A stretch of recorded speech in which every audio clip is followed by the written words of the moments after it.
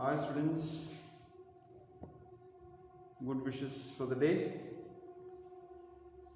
In continuation with our transformation of sentences, today we are going to look at substituting a word for another.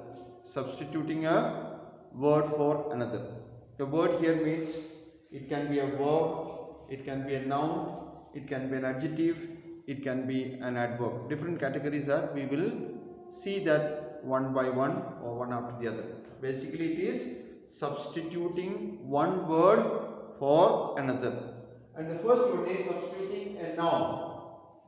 Giving a noun in place of a noun for a verb. A noun for a verb. Now, look at this example. I fully agree with you on this issue. I fully agree with you on this issue. If you look at, you will find that agree is a verb in this sentence. That is a verb in that sentence. Agree is the verb. So we are substituting a noun for a verb.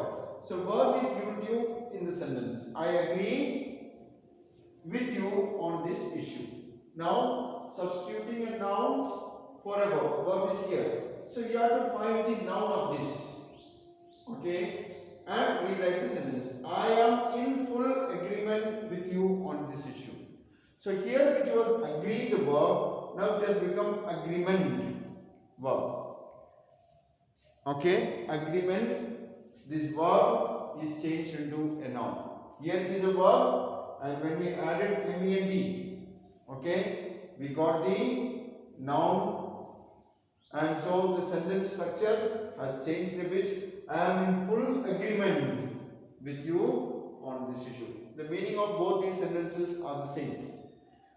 Because we have learned at the beginning itself that when you transform a sentence, the meaning should not change. So it has to be the same. What change has happened is that the agree, the verb, has changed into agreement, a noun. Okay? Let's look at some more examples from the textbook. We have been greatly pleased at your success. We have been greatly pleased. Okay, feeling happy. Pleased is a verb. Now with the noun, your success has given us great pleasure. Your success has given us great pleasure. Pleased is a verb. Pleasure is a noun. Happiness. Okay. Next. See, since the principal verb is being changed to a noun, the main verb in the given sentence is changed into a noun, a new verb has to be used. A new verb has to be used. Okay? So, you have, here is the verb here that is used. Okay? So, that change has to take place. So to agree changes to be in full agreement. To be in full agreement. This instead of to be only this and then to please, to give pleasure.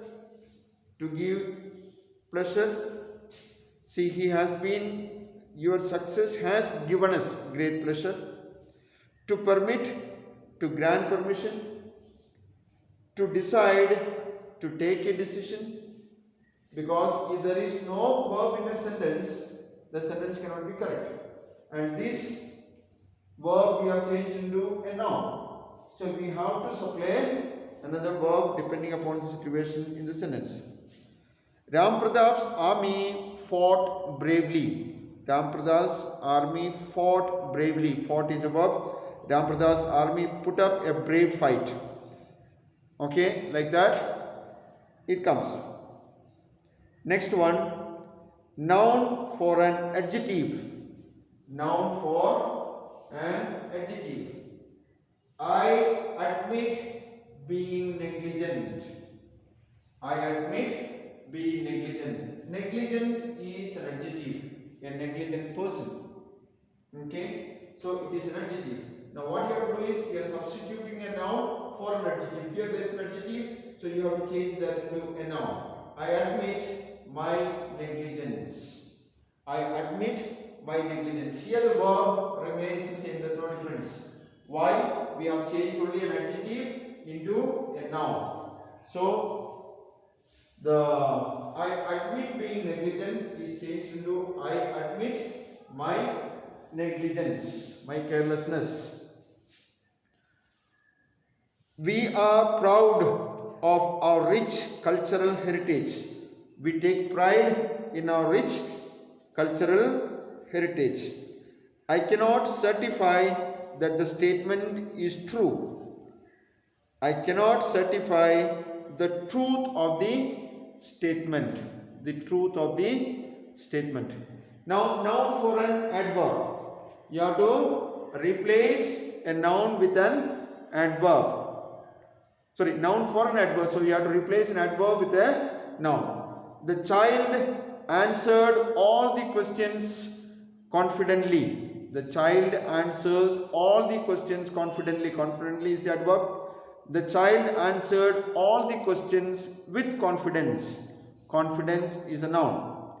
Please read the instructions carefully. Carefully is an adverb. Please read the instructions with care. Care is a noun. Now substituting an adjective for a noun. A noun is given and you are substituting an adjective.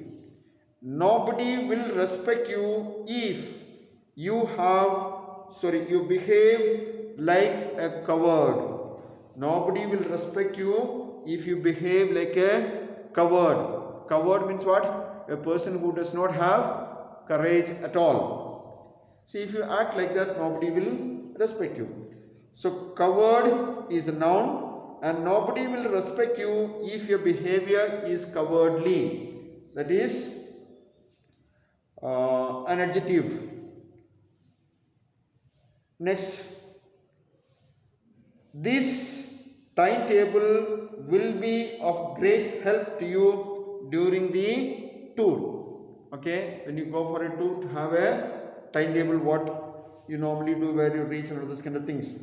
This timetable will be very helpful. Help, the noun is changed into helpful, an adjective to you during the tour. Next, adjective for a verb. We doubt this ability to handle public relations. We doubt his ability to handle public relations. Doubt, verb, and substituted with an adjective. The ability to handle public relations is doubtful. So his ability to handle public relations is doubtful. Doubtful is an adjective. And then we shall ultimately succeed in making our city an ideal place to live in. Okay, succeed is a verb. And we shall ultimately be successful in making our city an ideal place to live in. Successful, an adjective from succeed, the verb. Now, adjective for an adverb. Adverb is given, you have to replace it with an adjective. These two words are pronounced similarly. Similarly is an adverb, and these two words have a similar pronunciation. Similar is adjective. Then the children laughed heartily on hearing that witty answer. When somebody said a witty answer, they laughed heartily, heartfelt. Okay. Heartily is an adverb and you have to change that into an adjective. The children burst into hearty laughter. Hearty laughter, hearty is the adjective on hearing that witty answer. Okay, so that's all, dear students, for today. Please go through it, and if you have got any doubts, please contact me as you do, and do these exercises number 8 and 9. Okay, thank you.